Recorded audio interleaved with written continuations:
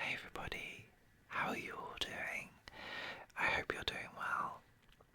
My name's Matthew and I post ASMR videos. Sometimes on a Monday, sometimes on a Friday, sometimes on a Sunday. Yeah, my schedule has been all out of whack and I do apologise, but I'm so excited to be recording a video for you guys today. Basically, I know my last video I was saying I'm back, and yeah, I've taken another couple of weeks off since. So let me catch you up.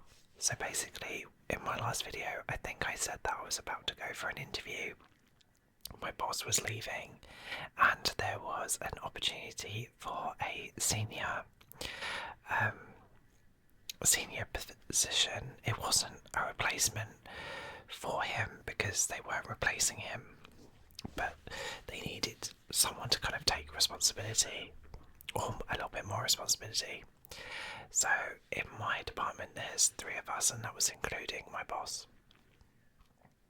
He obviously was leaving, so it's just going to be 2 of us left. Just two.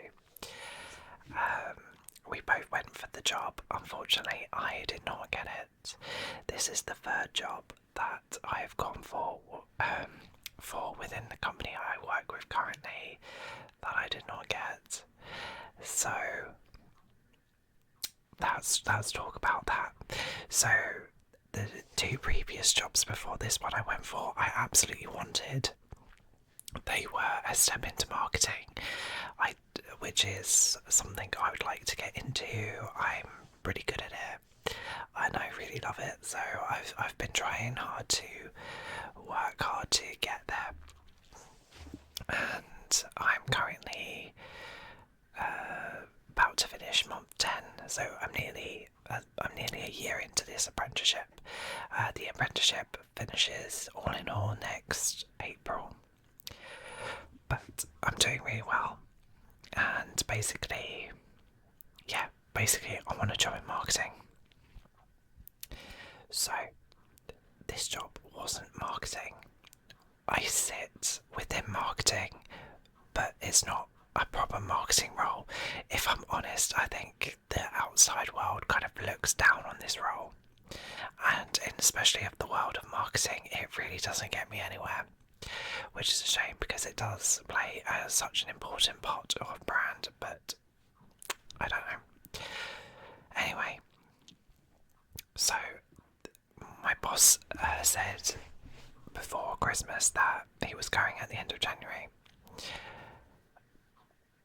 Now, we both decided to go for this role. Now, if I'm honest, I was umming and ahhing whether or not to go for this role in the first place, because I am quite busy with the apprenticeship, but I thought it was a step up.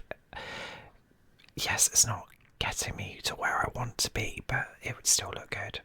So I thought, you know what, I'm just going to go for it. And yeah, leading up to this interview, my intuition for this job was way off. There was something about it that was telling me this wasn't right, but I still plodded on. I delivered my presentation. It was really done well. Anyway, I had the interview on the Friday. I found out on the Monday I didn't get it, and yeah, I was a little bit disappointed because, well, you do go for jobs, but the more I thought about it, the more I was like, this. I'm glad I didn't get it. The other person, I'm not that I was not qualified or could have done a good job, but this job isn't for me. It's not getting me to where I want to be. So I then had a meeting with the marketing director, who's sort of my boss, well, one of my bosses anyway. Anyway, he sat me down and gave me my feedback from the interview, and I was like, if I'm honest, I was only going for this job because it was progression. It's not really what I want to do. I really want more marketing experience for the apprenticeship, which wasn't a shock to him because he knows I need more experience anyway. So after my feedback, and I accepted the feedback, he was like, so where do we go from here? Now, before, hang on.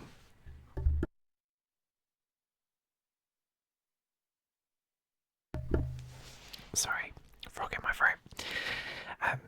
Basically, before this meeting, he did say, come with ideas, and nothing's off the table. So basically, I've asked for a different role, with a different title that's more marketing focused. And basically, this is what I want to go down. I've kind of reached a ceiling with what I'm doing, and yeah, this is what I wanted. And I was like, I said, oh, you might say no to this, which is fair, but you said come to the table with ideas, so I have, and this is kind of what I want. But basically, if it's not something they're able to do, then we will try and see if there's a way for them to help me find another job, which is amazing, because most companies would be like, just fuck off then if you don't want to be here. So I do really appreciate them really helping and supporting me. But, and there's always a but, it has left me feeling very lost and frustrated, and I was frustrated with myself and frustrated with my job, and I was frustrated. I felt trapped. Like, I really love marketing. I've got such a passion and such a drive for it that I really just want to get experience. I just want to do it every single day. I can't do it every single day, so now I was getting frustrated and I was depressed and I was just like, oh. So, and I've just not, that's made me in a mood to not want to record, which I feel, I don't know. I wanted to record for you guys, but I just was not in the mindset to do it. So anyway, how am I in the mood to record videos now? So last week I made a lot of positive choices. I'm currently doing the Couch to 5k with some friends, and I was good at doing all the 3 runs this week. I have skipped ahead to try and catch up with my friends because I was really good at the before Christmas, and then I've just got really lazy.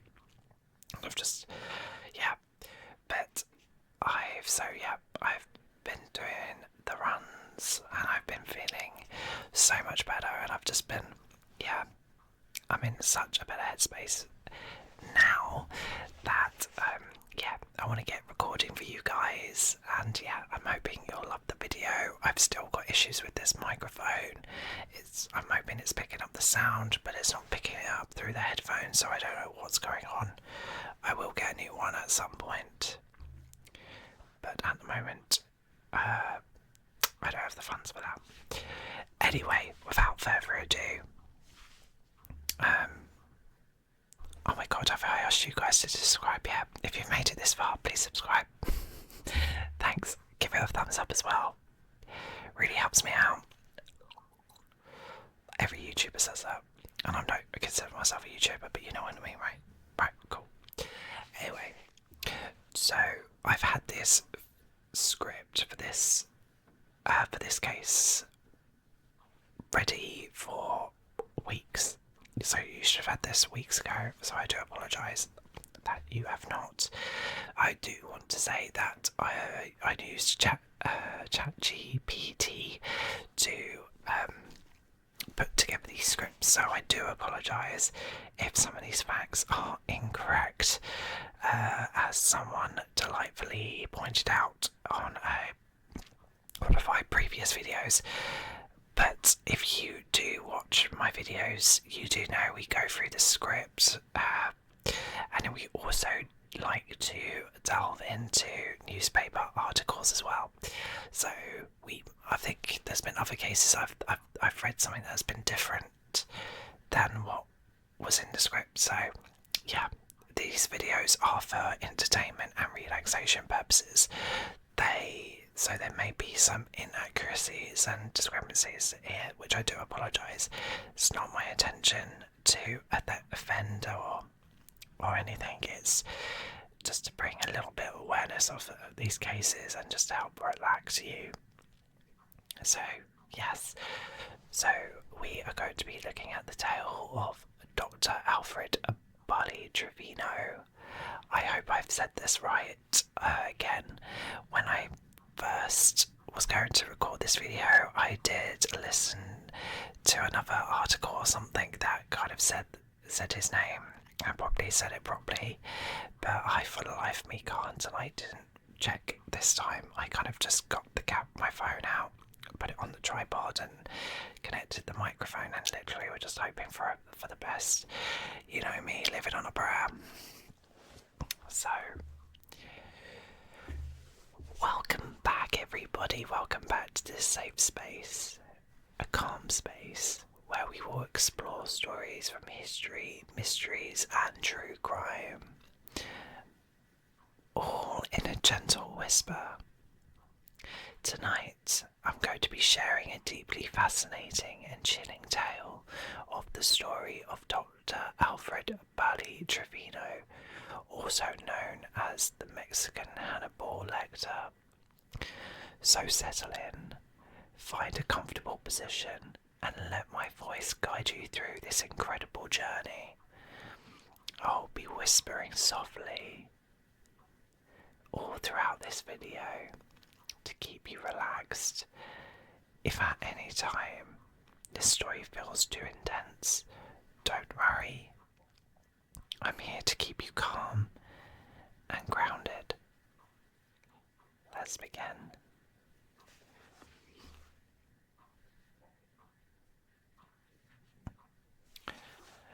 Dr. Alfredo was born in Monterrey, Mexico, a bustling city known for its industrial success and strong cultural heritage.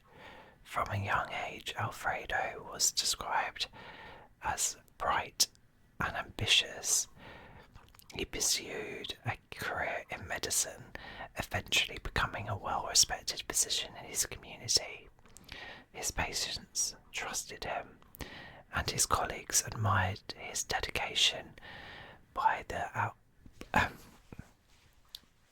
all outward appearances, Dr. Alfredo was a man with a bright future. But behind his calm demeanor, and professional facade lurked a darkness that no one could have imagined. Alfredo was a man of many layers, brilliant yet secretive, compassionate yet cold, and it was his duality that would later shock the world.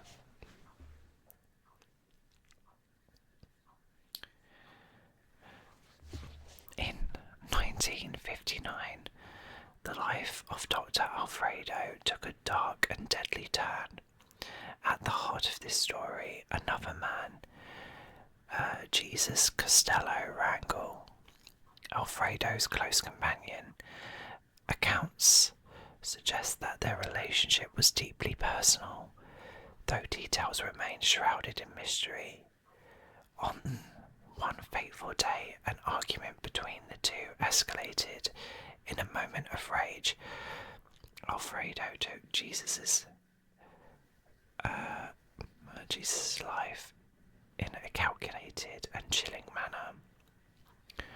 What made this crime even more horrifying was what came next. Using his medical knowledge, Alfredo dismembered the body with surgical precision. It was as if he had detached himself emotionally from the act, approaching it with the same clinical efficiency he had used in the operating room. The remains were discovered soon after, leading authorities to uncover the shocking truth about the doctor.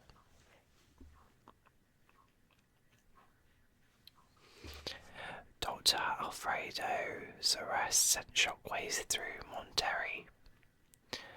How could a respected doctor commit such a heinous act? The trial that followed revealed the full extent of his crime.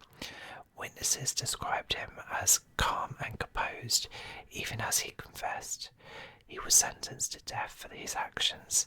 However, in 1961, his sentence was commuted to 20 years in prison, a decision that would later spark controversy. During the trial, Alfredo's intelligence and charisma were evident. Some described him as charming, which only added to the eerie nature of his crimes. This was a man who could save lives, but would also take them without hesitation. While in prison, Dr. Alfredo, whose life took another unexpected turn. Using his medical skills, he provided care to fellow inmates, earning their respect and gratitude. Some say he showed genuine remorse for his actions, while others remain sceptical, believing his charm masked a darker nature. He served his sentence.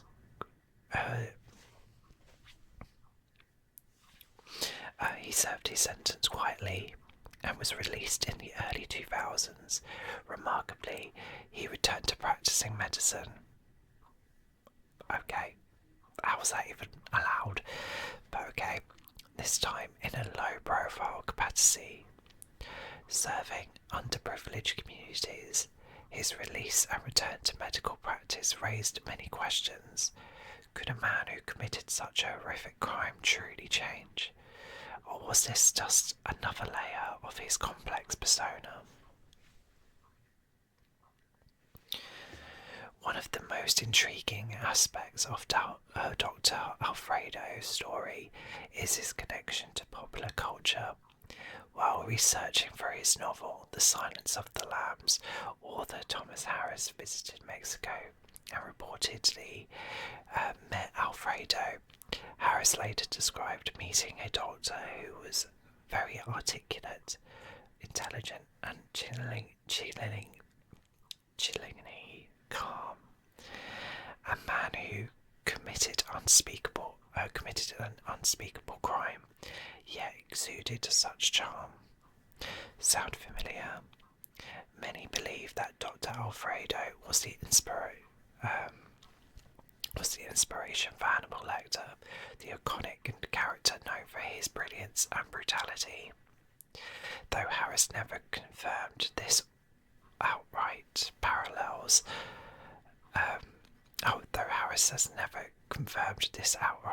the parallels are hard to ignore. It is a reminder of how truth can be stranger and more unsettling than fiction.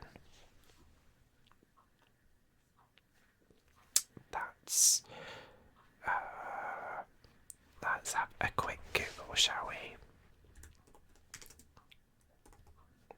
Doctor, oops, can't type.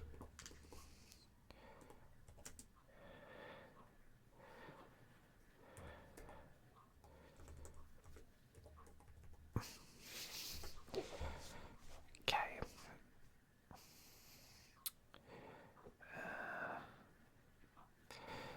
So let's have a look at biography. They normally have some good.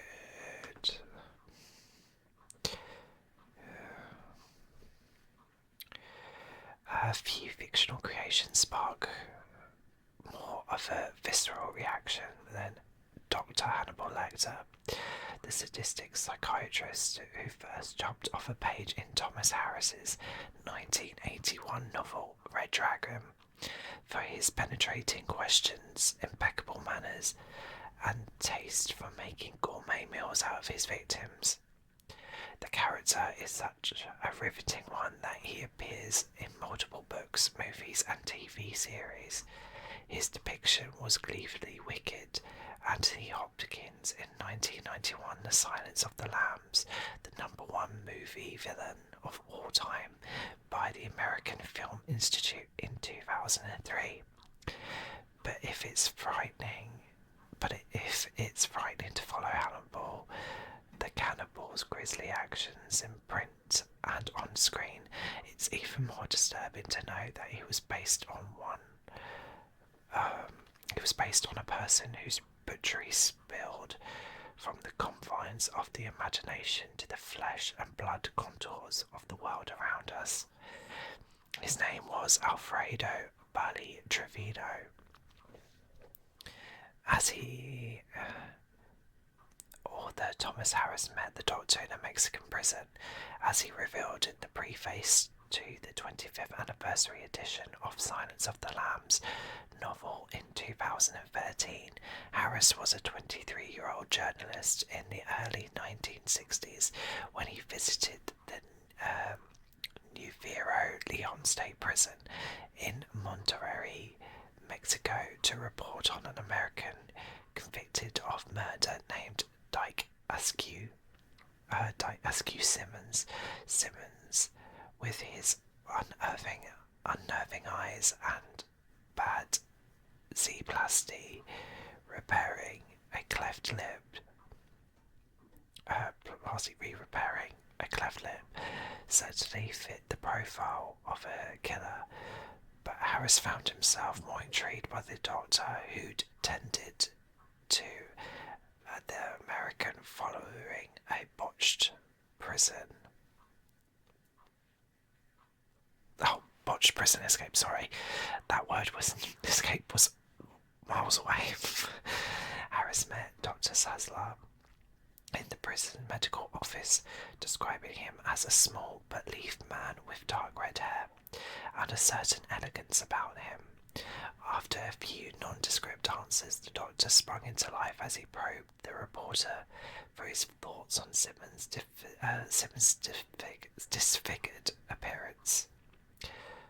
Were murdered people attractive? Salazar asked. Yes, Harris answered. Was the Doctor insinuating that the beautiful victims had pushed Simmons into a violent rage? Certainly not, was the Doctor's reply, but the early torment makes torment easily imagined. You are a journalist, Mr. Harris, he continued. How would you put that in your journal? How would you treat the fear of torment in journalese? Might you say something snappy about torment, like it puts the hell in hello? Later that day, Harris was surprised to learn that Dr. Salazar wasn't a prison employee, he assumed, but a convict facing a lengthy stay behind bars. The Doctor is a murderer, the warden told him. As a surgeon, he could package his victim in surprisingly small box. He will never leave this place. He is insane. The real Doctor was known for his style and generosity with the poor. According to the profiles in the Times of the United Kingdom and the Latin Times, the Salazar of Harris's story was known by the real name of Alfredo Ballí Treviño. He was born into a prominent family in Mendes Tamaulipas. Sorry, I butchered that. His strict father pushed the boy and his siblings to excel in their studies. As a medical intern in 1959, Alfredo got into an argument with his lover due to either money problems or his own insistence on marrying a woman. The would-be doctor killed his boyfriend, carefully sliced him into pieces to fit into a box, and attempted to bury the box on a ranch. His handiwork was soon uncovered.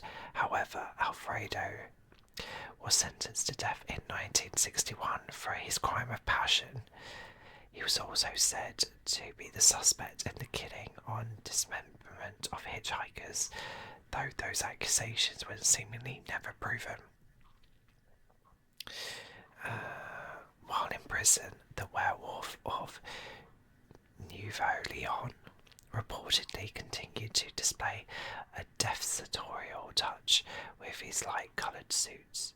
dark shades and a gold Rolex watch. He maintained an informal medical practice by tending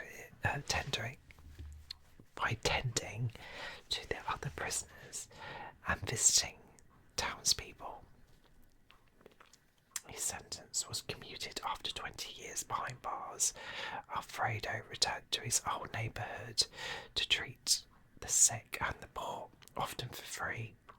He agreed to sit for a newspaper interview in 2008, months before his death from prostate cancer, but refused to talk about his violent past, saying, "I don't want to wake up my ghosts." Interesting. Very interesting. I wonder if he killed more than once.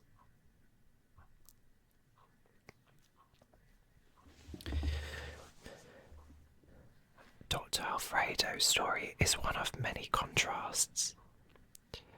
He was a healer and a killer, a man of science and unspeakable violence.